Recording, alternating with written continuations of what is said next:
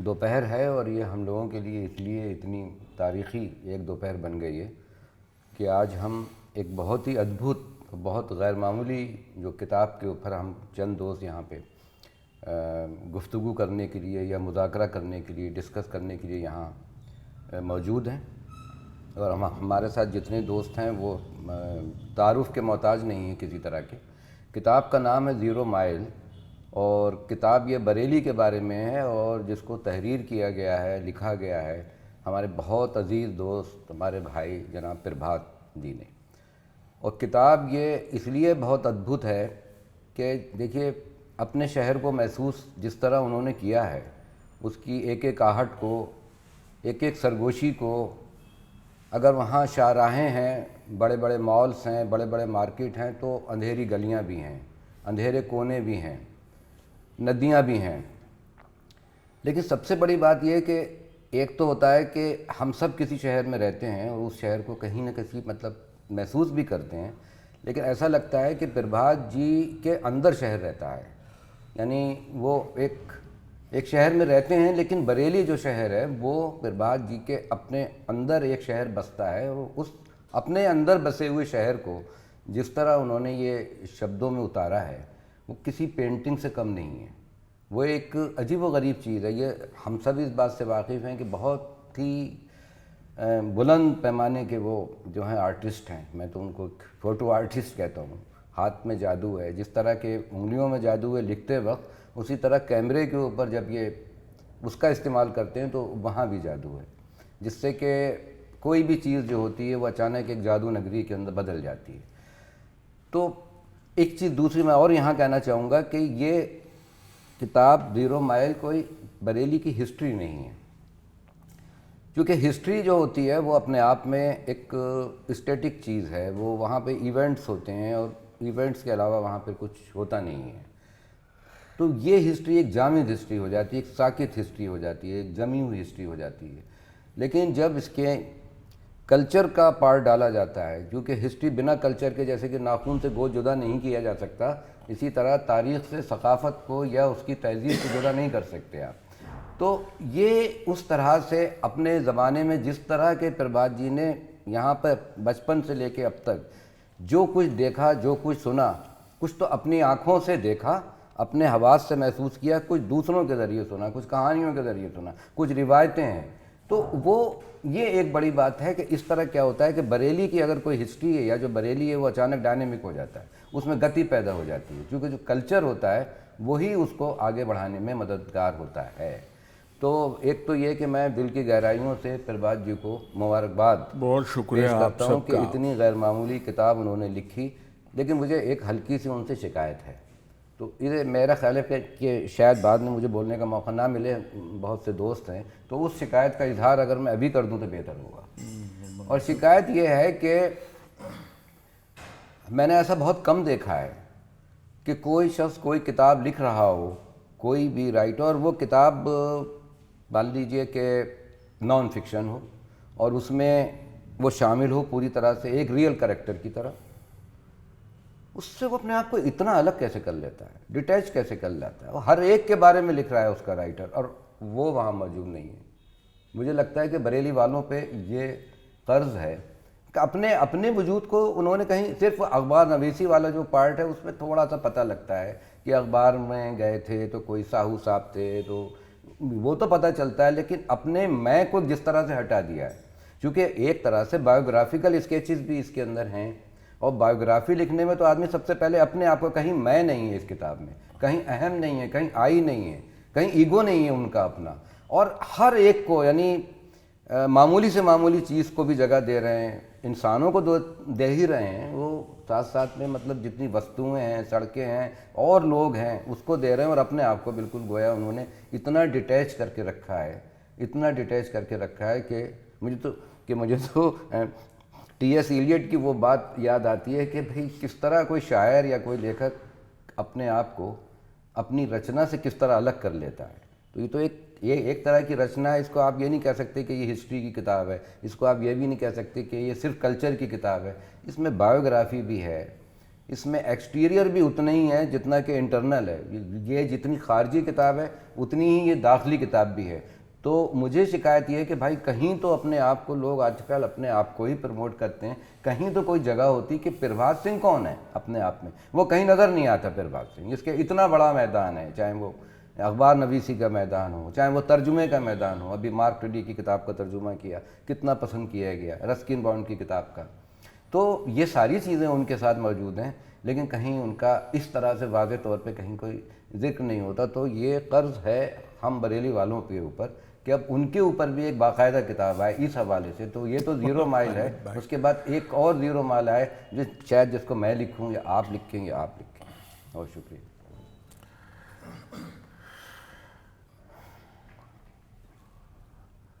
तो वो जो, हाँ मतलब जिन दोस्तों ने किताब पढ़ी है, मुझे लगता है अब तो वही हाँ, आप लोग तो बताएं, आपने जी, जैसे अपनी शिकायत का इजहार किया। किताब मैंने अभी पूरी तो नहीं पढ़ी, और जितने पोर्शन पढ़े हैं मुझे लगा कि सारी ज़िंदगी वो जो गाना सुनते आए ना कि झुमका गिरा रे, और पूरे हिंदुस्तान के लिए वो झुमका आज तक मिला नहीं, मुझे झुमका मिल गया।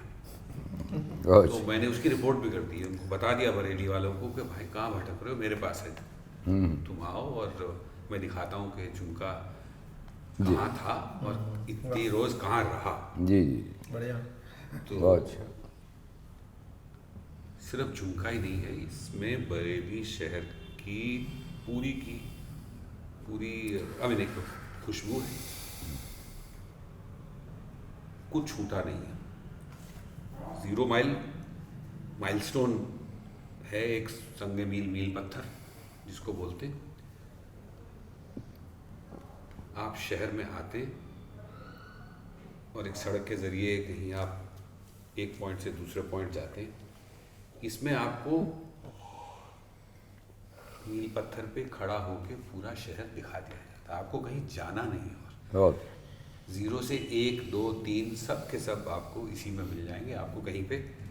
तो थैंक यू प्रभात जी, बहुत शुक्रिया भाई। एक शहर जिसको मैं जानता नहीं हूँ और जानता नहीं था, आज मैं ये कह सकता हूँ कि मैं अपने शहर जाके लोगों को कहूँ कि भाई चलो दोबारा बरेली चलते हैं। अब हम ढूंढ सकेंगे, नसीब क्या मज़ा आएगा वहाँ, हर चीज़ को ढूंढ सकेंगे वहाँ पे जो हमें नहीं मालूम। और बिल्कुल ऐसी छुपी हुई हिस्ट्री है शहर की, शहर के लोगों की, यहाँ के आर्किटेक्चर की, यहाँ के शायरों की, यहाँ के लेखकों की, यहाँ की मौसीकी की। मतलब 3 रोज़ में 4 रोज़ में मैंने जितना कुछ अभी पढ़ा है वो मुझे लगता है कि मैंने जस्टिस नहीं किया पूरा। दिल्ली पहुँच के पूरा तसल्ली से पढ़ूंगा, फिर दोबारा से बात करेंगे। बिल्कुल, बहुत अच्छा लगेगा, बहुत अच्छा लगेगा राजेंद्र भाई। प्रवीण, अब इनको ये कह रहे थे जो फिर पढ़ने के लिए इसका हिस्सा कुछ पढ़ा। हाँ आप ही एक चैप्टर है, बाजार आता है शहर, बाजार नजर आता है शहर। कुतुब खाना शहर का अहम मुकाम है और इससे मिले इस नाम की वजह यह है कि कभी वहाँ चुंगी की एक बड़ी लाइब्रेरी हुआ करती थी। वक्त के साथ कुतुब खाना की इमारत खस्ताहाल हो गई तो 1962 में उसे गिरा दिया गया। कुतुब खाना चला गया मगर नाम बाकी रह गया। इसी कुतुब खाना चौराहे से किले की तरफ जाने वाली सड़क का एक हिस्सा, बड़ा हिस्सा बाजार है, सचमुच बड़ा है, क्योंकि शहरियों की तमाम तरह की बड़ी ज़रूरतें पूरी करता है।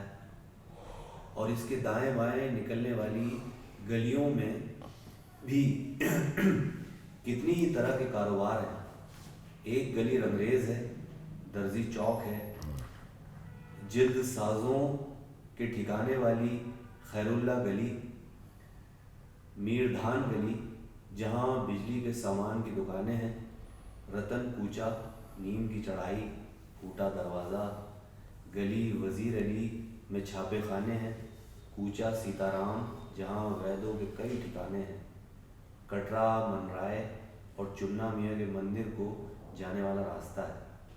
पुरानी बरेली या कहें कि मेरे स्कूल के दिनों के बरेली में सारे महत्वपूर्ण बाजार कुतुब खाने के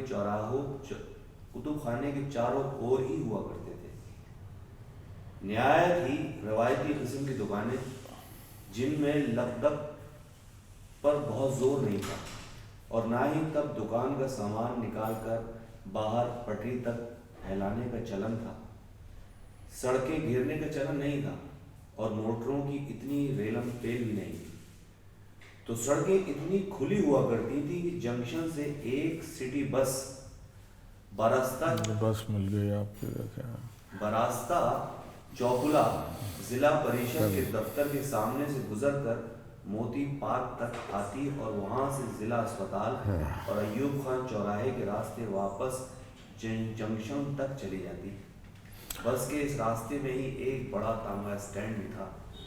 कुतुब खाना सब्जी मंडी के ठीक सामने की तरफ साइकिल रिक्शा उन दिनों इतनी बड़ी तादाद में नहीं थे और हर खास व आम के लिए तांगा सबसे मुफीद सवारी था। रईस लोग अलबत्ता अपने तांगों से चलते थे, तो लोगों को बड़ी ज़रूरतों के लिए ही बाजार तक जाना पड़ता था। बहुत अच्छा है। चलिए, बहुत शुक्रिया। लेकिन जैसे मैंने पहले अर्ज़ किया था कि इस किताब में इंतखाब करना बहुत मुश्किल है कि हम कहाँ से पढ़ें, क्योंकि कुछ भी ट्रेस नहीं है। मुझे वही मोहसिन अदनान का शेर बार बार कि तुम जहाँ से सेब काटोगी वहीं से लाल निकलेगा। ये एक राज अकीदत है। बढ़िया शेर है। मुझे लगता है मुकेश जी। हाँ डॉक्टर अमित, मैं जो बात कहूँगा वो बहुत बेतरतीब से, क्योंकि जहाँ से याद आएगा मैं वहीं से बात जी, वैसे होना भी चाहिए। हम लोग बैठे हैं आज ही अभी थोड़ी देर पहले मैंने ख़त्म की। और इस तरह की किताबों की एक खासियत ये होती है कि बहुत बोरिंग हुआ करती है। जब शहर पे जानकारी देने वाली किताब, मतलब मैं बता रहा हूँ, हुआ करती है तो उसको आप इंफॉर्मेशन कलेक्ट करने के लिए पढ़ते रहते हैं। लेकिन ये किताब इस धारणा के विपरीत है, क्योंकि ये बहुत मोहब्बत के साथ लिखी गई किताब है। तो मैं यहाँ एक आपकी बात से एक असहमति जाहिर करता हूँ कि आपने कहा कि लेखक इसमें मौजूद नहीं। वो बात कुछ हद तक सही है कि लेखक मौजूद नहीं है, क्योंकि वो अपने बारे में बहुत कुछ नहीं बताया। लेकिन उसका जो अंदाजे बयान है, इस तरह की किताबों में हम अंदाजे बयान के लिए नहीं पढ़ रहे, लेकिन वो अपने अंदाजे बयान के साथ मौजूद है जी, बिल्कुल। तो हम इसको जो शहर से जो मोहब्बत है उसको हम कई जगह पाते हैं, और ख़ासकर बहुत सारी ऐसी जगहों पर जहाँ पे वो टिप्पणियाँ करते हैं शहर, जहाँ पे मतलब आप पासिंग मतलब पढ़ते हुए गुजर रहे हैं, लेकिन वो लेखक आपको गुजरते हुए नहीं देते हुए भी आपको एक टुकड़ा पकड़ा जा रहा है कि इसको भी आप याद कर लीजिए, इसको भी ध्यान रखिए। हाँ, जिसमें से एक मैं नोट करता हूँ, जब वो कैसा जादू है समझ आता नहीं, जिसमें वो मशहूर लोगों का जिक्र करते हैं जी। तो मशहूर लोगों के जिक्र में जो जहाँ ख़त्म करते हैं वहाँ क्या कहते हैं, वो कहते हैं कि इन कुछ नामों के यहाँ जिक्र करने का मकसद कोई फहरिस्त तैयार करना हरगिज़ नहीं है और न ही इसकी कोई समग्र सूची हो सकती है। आशय सिर्फ यह रेखांकित करना है कि चकाचौंध की दुनिया से दूर ऐसे सचमुच के बरेलवी भी हैं जो अपनी मेधा और मेहनत के बदौलत ऊंचाइयों पर चमकते आए। यूँ आप भी जानते हैं कि शोहरतों का किरदार दिवाली के अनार या फुलझड़ी के जैसा ही होता है। अब शोहरत के साथ साथ इस बात को याद रखना और इसको कोट करना, ये एक लेखकीय मौजूदगी है। तो एक तो बात यह है कि बहुत मोहब्बत के साथ, और इसमें हम यह भी देखते हैं कि अपने शहर से मोहब्बत करना क्या होता है, क्योंकि हम लोग उस दौर में रह रहे हैं जहाँ पे शहर बहुत तेज़ी से बदल रहा है। दिल्ली जिस शहर में मैं 15 साल रहा, या वो कस्बा जिसमें मैं शुरुआती अपनी 10वीं की पढ़ाई तक रहा, वो अब देखने में बहुत दुख होता है, बहुत दर्द होता है कि वो ऐसा नहीं रहा। और ख़ासकर हम लोग जिन जगहों पे जाते हैं शहर में, जैसे सिनेमा हॉल, तो जिस शिद्दत से सिनेमा हॉल्स को याद किया गया, उन पर लगी फिल्मों को याद किया गया, और यह जो शहर का लैंडस्केप बदल रहा है, और शहर के लैंडस्केप बदलने से उसमें रहने वाले साधारण लोगों की क्या परेशानियाँ हैं, या साधारण लोगों की क्या तमन्नाएँ हैं, या साधारण लोगों की जगह इस नए बदलते हुए शहर में कहाँ बनेंगी, कैसे बनेंगी, उसको ध्यान रखना। और शहर जिन पेशों से चलता है, जैसे या शहर की जो खासियत होती है कि शहर में अखबार होगा, शहर में सिनेमा हॉल होगा, शहर में बाजार होगा, शहर में ऐसी दुकानें होंगी जो कुछ खूब चलेगी, कुछ खुलते ही बंद हो जाएंगी, और उन दुकानों से रिश्ता उन शहरियों का क्या बनेगा, बाहर से आने वालों का रिश्ता। मतलब एक जगह लिखते हैं कि आप बरेली शहर में इधर से घुसेंगे तो फिर उस तरफ चले जाएंगे, बगाने की तरफ, फिर आप दिल्ली की तरफ से आएंगे तो दूसरी तरफ से चले जाएंगे। तो बरेली को एक खासे नक्शे में लोकेट कर देने का किताब काम करती है। हम लोग अभी 3-4 दिन से हैं बरेली में, और इससे पहले भी पिछले साल इसी समय के आसपास 2-3 दिन के लिए थे। लेकिन अभी जो बरेली से गुजरना हुआ इस किताब के जरिए, तो लगता है कि हम लोग देखते हुए चलते हैं बरेली। और किताब पढ़ने के बाद जब कार से जाते हैं तब याद आता है कि अच्छा क्या उस तस्नीम भाई की दुकान में हम लोग गए, तो लगा कि ये दुकान है, या कुछ अपना भी जिक्र, विंडरवेयर का जिक्र, ये सब आता है। उसके बाद मुझे लगता है कि काबिल गौर एक और बात यह है कि जो अभी के दौर में गौर करनी चाहिए कि अभी जब हम लोग बहुत सारे शहरों को या बहुत सारी चीज़ों को याद कर रहे हैं, तो याद करने के क्रम में उन बहुत सारे ट्रेसेस को मिटाने की कोशिश कर रहे हैं जो किसी शहर को बनाते हुए उस शहर में रहने वाले लोग बनाते हैं। जैसे इस किताब में जिक्र है कि इतनी % आबादी इस धर्म से है, इतनी % आबादी उस धर्म से है, और इतनी % आबादी उस धर्म से है। और हम जानते हैं कि एक ऐसे दौर में हम लोग हैं जो बहुत एक तरह की आक्रामकता है, जो चाह रही है कि एक तरह के लोगों का दावा किसी चीज़ पे पुख्ता हो जाए, बाकी लोगों के दावे को समाप्त मान लिया जाए, या वो उनके जो भी मौजूदगी के निशान हैं वो निशान मिटा दिए जाए। और यह किताब उन सारे निशानों को बहुत शिद्दत से और बहुत गंभीरता से रेखांकित करती है। मुझे लगता है कि ये बहुत ज़रूरी चीज़ है इस किताब के बारे में। और लेखकों को, साहित्यकारों को याद करने के साथ साथ एक पूरी आबादी है, पूरा तबका, और उस तबके में शामिल अलग अलग लोग कैसे बनाते हैं शहर को, कि जिसमें ऐसे जिक्र है कि होली में रामलीला शुरू कैसे, ये अजीब बात है कि होली में रामलीला करने का क्या है, तो उसके कारणों पे जब जाते हैं, या एक अमेरिकी शरणार्थी का जिक्र है कि वो बरेली आते हैं, या बात देखने के लिए ऐसे शहर में दंगे क्यों नहीं होते, या लेखक एक जगह इजहार करता है कि वह जेल सप्ताह भर बिता के आया है, लेकिन वो कहता है कि मैं, वैसे ये कहने की जरूरत नहीं है, कोई सुनने वाला नहीं है, लेकिन मैं कहना चाहता हूँ कि वो पत्थर मैंने नहीं फेंका। अब के दौर में मतलब एक अपने सेल्फ से पूछना कि जब इतने तरह के हमले हो रहे हैं, केवल पत्थर फेंकना नहीं हो रहा है, इतने तरह के हमले हो रहे हैं, उसमें कोई आदमी उठ के खड़ा हो और कहे कि मैंने पत्थर नहीं फेंका, और ये चेतना प्रसारित हो, तो ये किताब ये बखूबी काम करती है। इसलिए मुझे किताब पढ़ते हुए मज़ा आता है। और मैं कई बार जो हम लोग चूँकि पढ़ाते भी हैं और पढ़ते भी हैं और देखते भी हैं, तो उसमें मैं हमेशा पूछता हूँ कि मज़ा किस में आ रहा है। जिसमें मज़ा आ रहा है वो चीज़ ज़रूर अच्छी होगी, और ये चीज़ अच्छी है और इसमें मज़ा आ रहा है। मुझे लगता है कि ये गुटखा संस्करण है बरेली का, तो गुटखा संस्करण है। तो यहाँ मैं ये लेखक से ये गुजारिश करूँगा कि इस गुटखा संस्करण के बाद एक वृहद संस्करण आना चाहिए, जिसमें तस्वीरों के साथ बरेली पर एक किताब लिखी जाए, और इस तरह की किताबों की बहुत ज़रूरत है अभी। तो मैं बहुत धन्यवाद करता हूँ, बहुत बधाई भी देता हूँ, और खालिद सर का शुक्रिया कि बोलने का मौका दिया, और इसमें हम लोग ने बातचीत की। बहुत मजा आया इस किताब को पढ़ने। मैं जब कह रहा था कि ये मतलब डिटेच्ड है, तो मेरा मतलब इनका साहब उसलूब होने से नहीं था, वो तो छल के हर जगह राइटर मौजूद। मैं सिर्फ एक डेटा की बात कर रहा था कि कोई आदमी नहीं, जैसे कोई जब ये किताब हम ही लोगों के बीच में नहीं होगी, ये किताब एक वो अवामी सरमाया भी बनेगी, कुछ लोगों के लिए रेडी रिकॉर्नर बनेगी।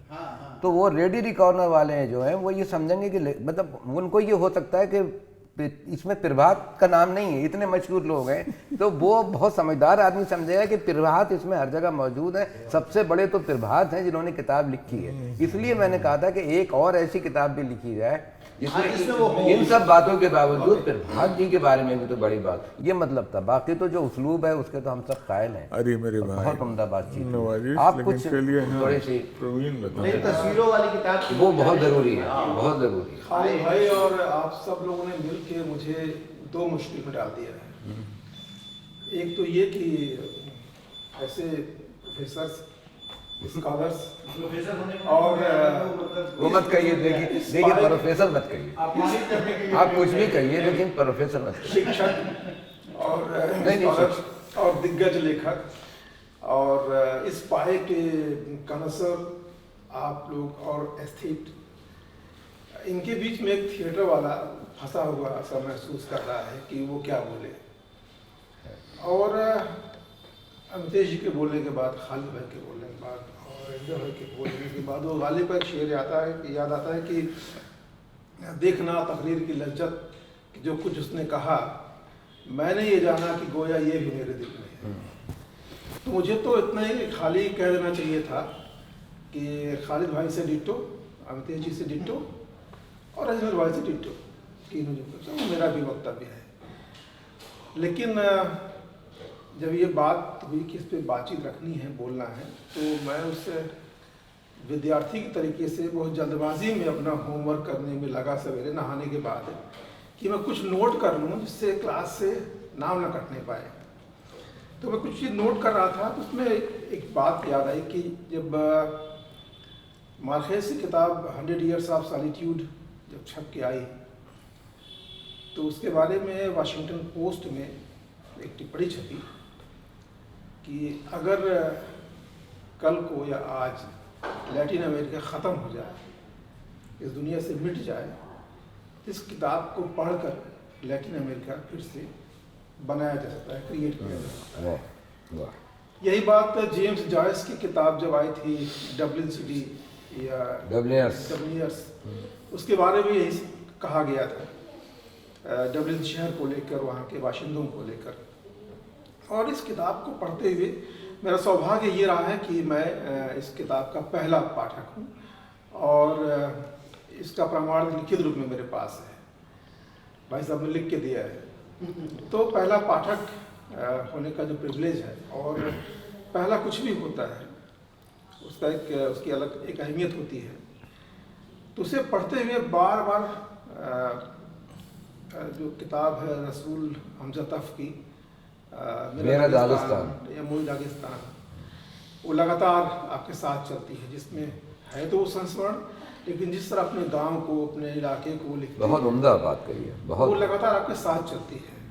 या 2013 या 14 में किताब आई थी अमित चौधरी की कलकत्ता शहर पर, उसके बारे में कहा जाता है कि एक शहर की आत्मा किताब में कैसे उतरती है, अमित चौधरी की किताब को कहा जाता है। इसके साथ एक किताब और याद आती है कि इस पर एक लंबा किताब मैंने नहीं पढ़ी, लेकिन लंबा निबंध पढ़ा है, और यहाँ पामुक की इस्तांबुल की किताब है। तो एक कृति को पढ़ते हुए, किताब को पढ़ते हुए आपको तो 3 बड़ी किताबें आपके साथ हो लें, और वो किताब जिसे आप पढ़ रहे हैं, जिससे आप गुजर रहे हैं, उन किताबों के बीच जाके खड़ी हो जाए, तो ये बहुत महत्व की बात है, बहुत बड़ी बात है। 2-4 चीज़ें मैं नोट किया मैंने कि इस किताब को एक बतौर थिएटर प्रैक्टिशनर या एक कल्चरल प्रैक्टिशनर के तरीके से क्या क्या देखा जाना चाहिए।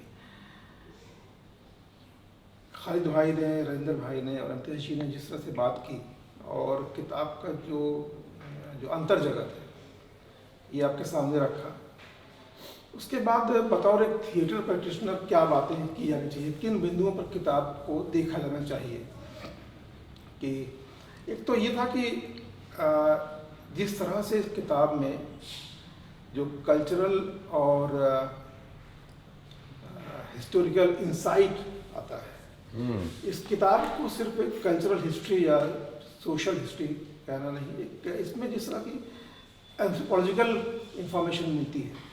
इसका जो कैनवास है आप देखें, मेडिवल से लेकर मॉडर्न इंडिया तक का नहीं है, बल्कि एंशिएंट बरेली का भी बहुत से सूत्र हाथ लगते हैं, बहुत सी चीज़ें आती हैं। और जिस तरह से ये बहुत पोएटिक तरीके से पूरा बयान किया गया है, भूमिका से लेकर, आप भूमिका पढ़ना शुरू करें तो आप वो बरेली शहर में आपके प्रवेश का दरवाज़ा है, वहाँ से आप शहर में दाखिल होते हैं। और जिस तरह से अच्छी पोइट्री आपको पकड़ लेती है, आपको अपने आप से बांध लेती है, और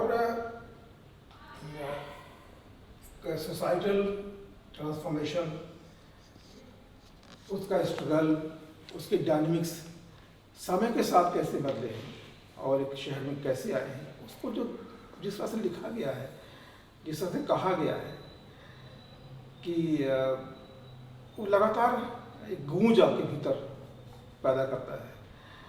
आप बरेली शहर के हों या ना हों, बरेली शहर में कभी आए हों या ना आए हों, लेकिन जिस तरह से एक डेप्थ के साथ, एक गहराई के साथ सोशल और कल्चरल इंफॉर्मेशन या सूत्र पकड़ाए जाते हैं, वो ये किताब बहुत खूबी के साथ करती है। दूसरी किसकी भाषा अगर देखें, प्रभात भाई साहब ने अपनी भाषा हिंदी, उर्दू, अवधी, अंग्रेजी, इन सब के ज्ञात जो स्रोत हैं या इनका जो अनुशासन है उससे अर्जित की है। और जो ये बहुत पढ़ते हैं, बहुत पढ़ते हैं, तो कई भाषाओं का आस्वाद, उनकी महक, उनकी खुशबू इनके साथ है। तो आप इस किताब को शुद्ध रूप से हिंदुस्तानी ज़बान की किताब कह सकते हैं कि आप किसी एक वाक्य से, आप हर वाक्य पढ़ने के बाद कुछ समृद्ध हो जाते हैं। कुछ वाक्य का गढ़न, उसका गठन, या कुछ शब्द या उसका सिंटैक्स, नए ढंग का सिंटैक्स आप उसको समझ पाते हैं। जिस तरह से पूरी भाषा में एक पोइट्री है, आप देखिए शहर के हर कोने में धड़कन, उसके धड़कन तक ले जाती है आपको। और जो ऑथेंटिसिटी है और जो रिसर्च की जो गहराई है, इसमें उन्होंने जो रिटन सोर्सेज हैं वो लिया है, और बहुत सारा हिस्सा जो ओरल ट्रेडिशन या ओरल हिस्ट्री का सहारा लिया है। और ओरल सोर्सेज के लिए जो लगभग समाज में अनगाए या अनचिन्हे लोग रहते हैं उनसे लिया है कि जहाँ पर बनावटीपन या कुछ और तरह की कुछ चीज़ें विकृत होने की संभावना रहती हैं, उनसे वो हट जाते हैं। और रिटर्न जो स्रोत हैं, जो मौखिक स्रोत हैं, उन सबको लेके इसकी जो आप प्रामाणिकता देखें और फिर आप जाके खुद उन सबको तस्दीक कर सकते हैं। वो एक बड़ी बात है कि एक जो सचेत लेखक को या हिस्टोरियन को या किसी समाज को जानने, समझने या डॉक्यूमेंट करने वाले को जो करना चाहिए, वो इस किताब में बहुत कामयाबी के साथ ले आते हैं। तीसरा जो एक इसकी समकालीनता है, आप देखिए पिछले साल तक इसमें अमितेश का व्याख्यान मिल जाएगा, और शहर कैसे बना कई सौ साल पहले, या इस शहर का भूगोल कैसे आकार लिया होगा, वो सब मिल जाता है। जो इसकी समकालीनता है किताब की, ये इसे एक बड़ी किताब बनाती है। जैसे आपने शुरुआत में कहा कि इतिहास की किताब नहीं है, सचमुच नहीं है, लेकिन इतिहास की भी किताब है, साहित्य की भी किताब है, कविता की भी किताब है। बिल्कुल। और लिखने का अंदाज देखिए आप कि सारे विजुअल्स आपके सामने खड़े होते हैं। बिल्कुल। आप दृश्य गढ़ लेते हैं, उन्हें बना लेते हैं। और पढ़ने वालों का बरेली शहर में मेरा आना जाना भाई साहब की वजह से बहुत सालों से रहा है, और उन्होंने ही मुझे यहाँ का नागरिक बनाया। अमितेश जी मैं दूसरी बार यहाँ आया, लेकिन ये किताब उनको भी उतना ही इंगेज करती है। ये किताब की अपनी खूबी है, अपनी ताकत है। जैसे जो कल्चरल थ्योरीज में जो रेमंड विलियम्स वगैरह कहते हैं, या बाद में एडवर्ड सईद भी अपने निबंध में, इस तरह के जो कल्चरल थिंकर्स कहते हैं कि शहर को बनाने में केवल एलीट ही नहीं शामिल होता, वहाँ हर वर्ग, हर समाज, हर जाति, हर समुदाय, हर धर्म के लोग उसकी हिस्ट्री बनाते हैं, उसका आकार बनाते हैं। इनमें से किसी को नहीं छोड़ा गया है किताब के बनाने के क्रम में। और जिस तरह से एक इन चीज़ों को, पूरे कल्चर को बदलने में, चाहे वो औपनिवेशिक समय रहा हो या उसके पहले का समय रहा हो, जिन चीज़ों के मिलने से, जिन चीज़ों के क्रॉस कल्चर या क्रॉस फर्टिलाइजेशन से एक नया कल्चर डेवलप होता है, उन सब की तह तक किताब हमें ले जाती है। और मुझे लगता है कि अगर 0 माइल सीरीज़ की एक पहली किताब होती तो बाकी दूसरी किताबों या उस सीरीज किताबों के लिए एक बार होता कि किताब को या एक शहर को कैसे डॉक्यूमेंट किया जाना है, कि जो कि भले टेक्स्ट में है लेकिन विजुअल्स का भी आस्वाद जी आपको दे। इतनी बहुत उम्दा। और इस पर मुझे याद आया आप ही की बात से मुझे लगा कि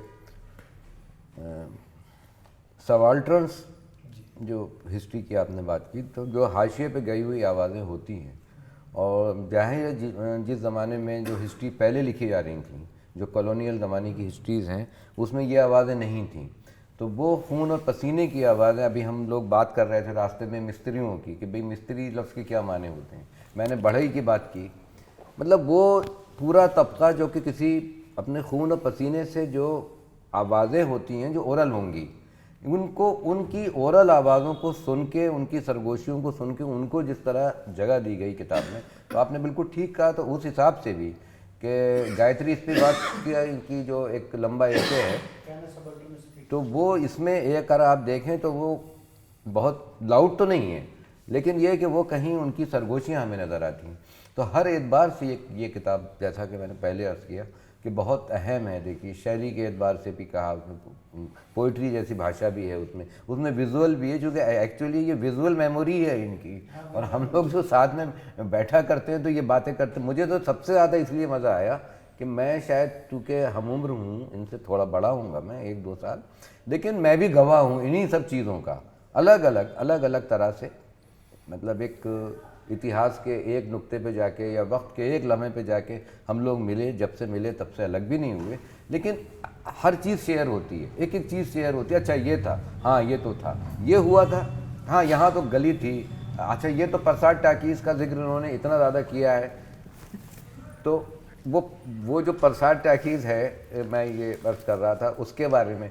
जगत टाकीज़ के बारे में हमने बात की, दर्जी चौक तो वहीं था, उसके नीचे आपको याद होगा कि जगत टाकीज़ के नीचे लोग बैठे होते थे, या कुमार के समोसे होते थे। तो हम लोग ये घंटों बातें बरेली ही के बारे में करते हैं, और बातें करने के लिए समय नहीं होता। अपने शहर को जी भी रहे होते हैं, शहर हमारे अंदर भी पनप रहा होता है एक जंगल की तरह। और मुझे लगता है कि और आगे जिस तरह ये शहर बढ़ता रहेगा। भी जोड़ना चाहता हूँ सबाल्टर्न वाली बात से, मुझे याद आया कि और मुझे ये भी याद आया कि इस तरह के लोग तो हमारे शहर में भी थे। शहर क्या, मैं तो हर शहर में होते हैं, बचपन में रहा, जैसे कस्बा, जैसे कुछ लोगों का जिक्र है, जैसे वो जो जिनकी वर्दी पुलिस वाले छीन लेते हैं, या जो खाना किसी तरह बना के खा लेते थे कहीं मांग के, मतलब जो पोस्टमैन हुआ करते, पातीराम, हाँ जो पोस्टमैन हुआ करते थे। कि इस तरह के, मतलब किसी आप नैरेटिव में ऐसे लोगों को याद रखना है, ये एक्ट भी है, ये वो दिले दर्दमंद है जो कराता है। हाँ कराता है, दिले दर्दमंद। कितनी बढ़िया बात है। जैसे सुभाष नगर रामलीला के रावण या राम के पात्र की करने वाला अभिनेता, उसे क्या पता होगा कि वो इलाहाबाद या बरेली का जो क्या इतिहास दिखाया रहा है, उसका एक शोध है, उसका सूत्र बन रहा है। यही होता है, बड़ा टेक्स्ट ऐसे ही होता है। और उसमें और एक मजेदार बात ये भी है कि जो मुझे खास कर मजेदार लगी, कि जो बहुत लोगों को नागवार नजर सकती है, लेकिन मुझे लगता है कि ये जरूरी है कि जो इबादत की जगह हैं, उसी चैप्टर में सिनेमा हॉल का जिक्र। वाह, ये मुझे तो बहुत अच्छा लगा सर। मुझे तो बहुत अच्छा लगा। मैं उसको भी एक तरह की इबादत, वो जगह है जहाँ पे लोग जाते हैं। नहीं बहुत उम्दा बात, सिनेमा हॉल में, चर्च में, मस्जिद में, मंदिर में, इसमें लोग जाते हैं, और ये जगहें बदलती रहती हैं।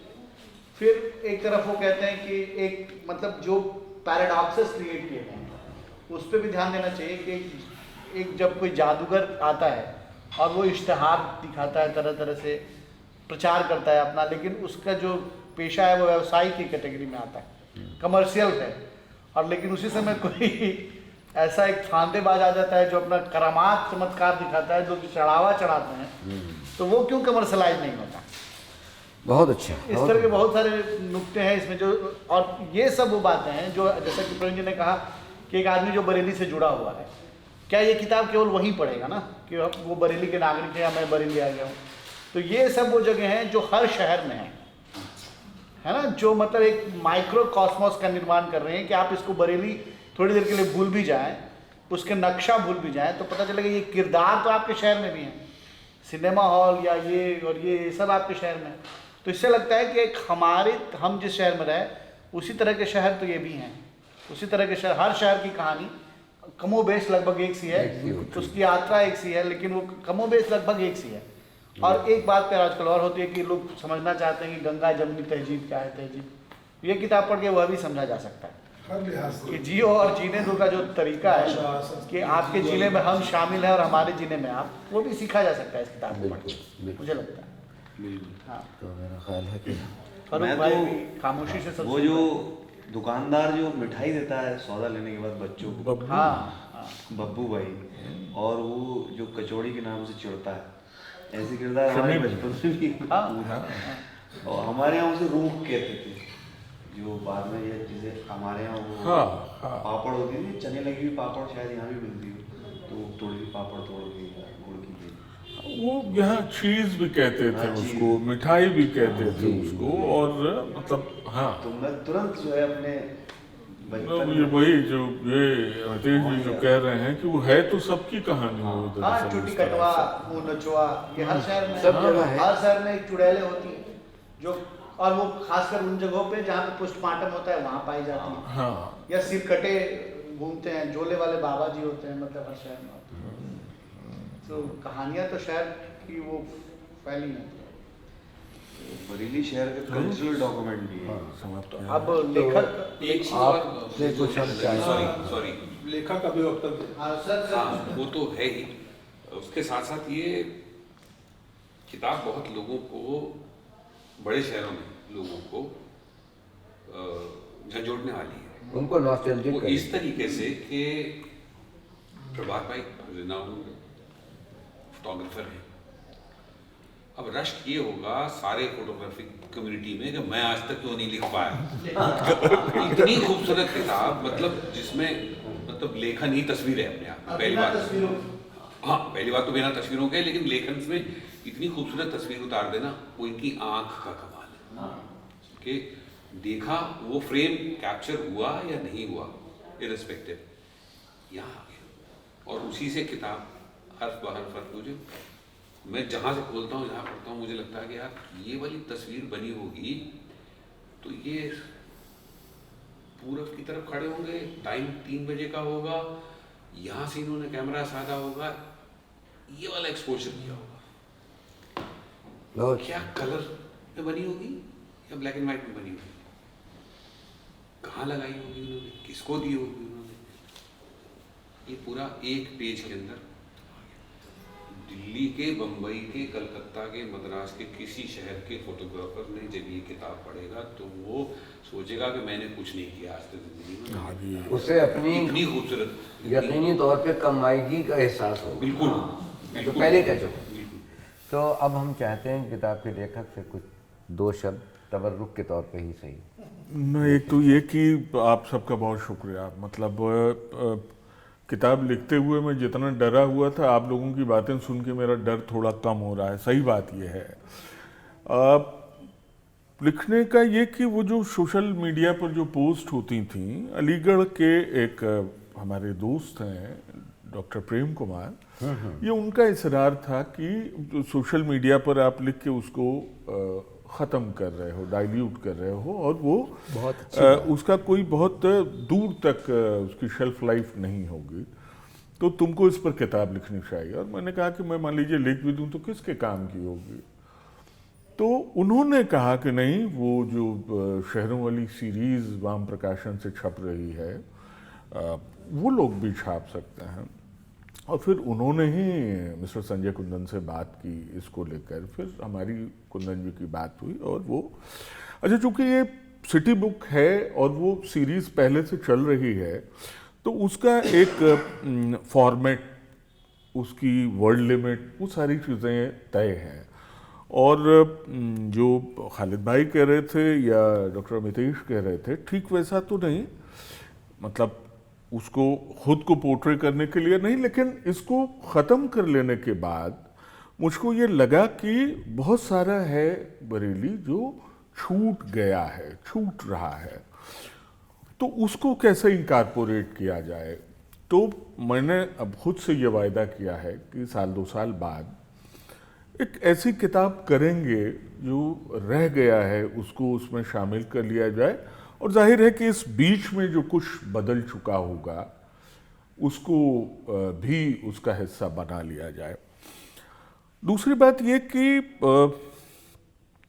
शहर बरेली बहुत सारे लोगों की तरह से मेरा ऑप्ट किया हुआ शहर नहीं है, मैं तो यहीं पैदा हुआ हूँ, पर ये ज़रूर है कि पेरेंट्स मेरे वो जौनपुर में रहते थे, मैं बरेली में रहता था अपने मौसा के पास, और बचपन से बड़े होने की उस प्रक्रिया में अपने पेरेंट्स से अलग होने की जो एक लॉन्गिंग है, वो शायद वो वाली फीलिंग और जहाँ आप रह रहे हैं उसको उसने शायद मुझे उस तरह फील करना सिखाया।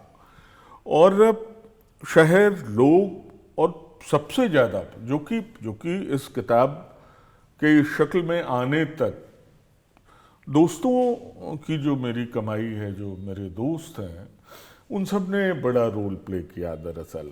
मतलब मेरे एक दोस्त हैं बब्बू भाई, वो पूरी रात इस शहर को हम लोग एक्सप्लोर करते थे, धुंध में, अंधेरे में। मैं कैमरा लेकर उनके स्कूटर पर पीछे बैठता था और वो मेरे लिए स्कूटर चला रहे होते थे। यह अखबार की नौकरी ने ऐसा किया कि अखबार चला गया छपने, और हम लोग उसके बाद वहाँ से निकले 2 बजे 2:30 बजे अयूब खां चौराहा जैसी जगह पे चाय पीने के लिए रुक गए।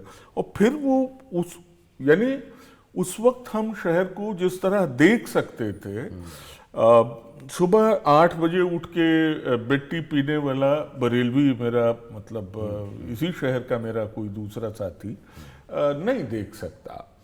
तो ये मौके भी शायद मुमकिन है कि ये अखबार की नौकरी की वजह से मुझे मिले। गोइंग टू प्लेसेस, बहुत सारी जगहों पर जाना, बहुत सारे लोगों, बहुत तरह के लोगों से मिलना, वो भी अखबार की बदौलत ही हुआ। मतलब जब कर रहे थे तो वो काम का हिस्सा था, और वो बाद में आपकी मेमोरी का, आपकी चेतना का हिस्सा बन गया।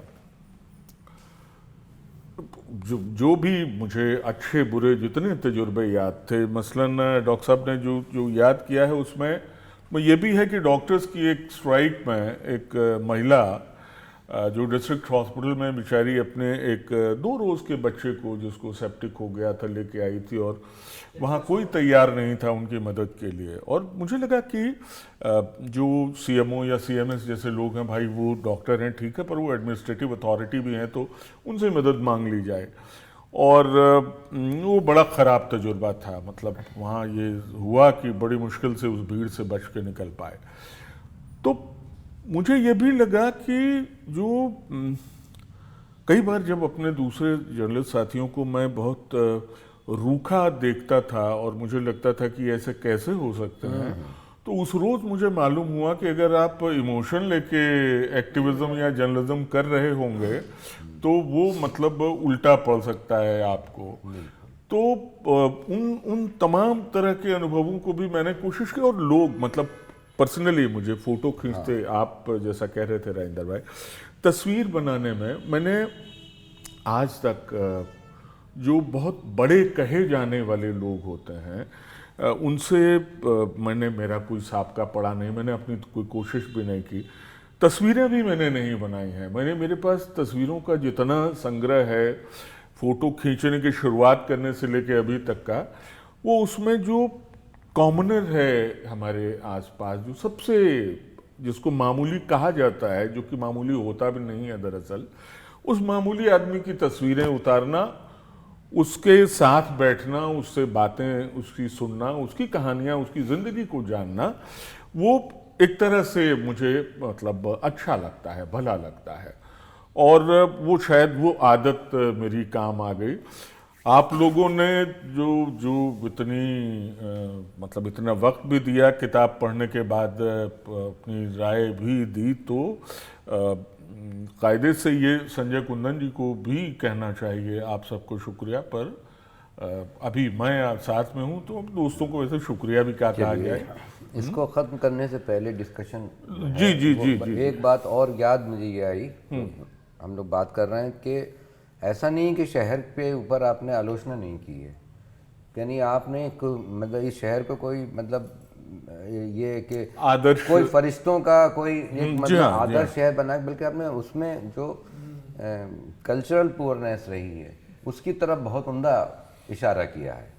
तो ऐसा भी नहीं है, तो वो है। और ये भी इसी शहर में हुआ जो वाकया बच्चे के साथ हुआ, वो भी वाकया। तो ऐसा भी नहीं है कि सिर्फ हम बैठ गए करने के लिए कि हम बरेली के ऊपर एक ऐसी किताब लिख रहे हैं जिसमें सिर्फ बरेली की वीर गाथाएं होंगी, ऐश्वर्य वो हम जाके कहीं पेश करेंगे, देखिए साहब बरेली को हमने क्या बनाया। खूबसूरत रंगों वाला पैलेट है भी नहीं, हम लोगों में से है किसी नहीं, के पास नहीं है। उसमें सब रंग होते हैं, दूसर भी। बहुत ईमानदारी, इसलिए मैं कहता हूँ बहुत ही ईमानदारी से लिखी गई बहुत किताब शुक्रिया। है। आमतौर से ऐसी किताबें लिखी नहीं जाती हैं और ऐसी किताबें रोज़ रोज़ लिखी नहीं जाती हैं। आप सब लोगों का बहुत बहुत शुक्रिया है कि आप आए और ये हमारे दोस्त और हम सब दोस्त हैं और इस किताब पे एक इतना अच्छा डिस्कशन हुआ। आप सबका बहुत बहुत शुक्रिया। Thank you.